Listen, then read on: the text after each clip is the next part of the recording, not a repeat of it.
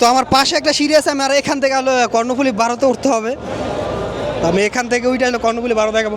কর্ণফুলী 12 বর্তমানে বাংলাদেশে মনে হয় সুন্দরবনের পর মানে কর্ণফুলী আছে, মানে মোটামুটি এত বড়।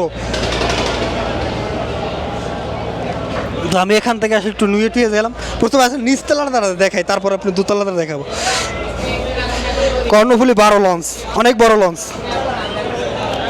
তো নিচতলাটা মোটামুটি এরকম দেখতে।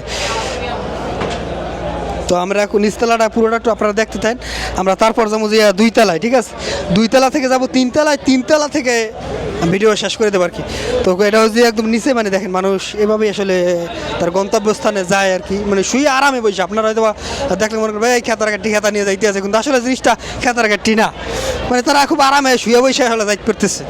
আর যে টাকা পয়সা বেশি আছে সে একদম আর চেয়ে আরামে একদম ভিআইপি সুন্দর কেবিনে কুমিনে যাইতে পারে। তো ক্যামেরা আসলে অন্যদিকে যাইস না, তো আমি সামনে আপনাদের পুরোটাই আসলে ঘুরে দেবো। এটা হচ্ছে যে নিচের ডেক, ঠিক আছে? তো নিচের ডেক থেকে আমি আপনাদের উপরেও আসলে দেখাবো।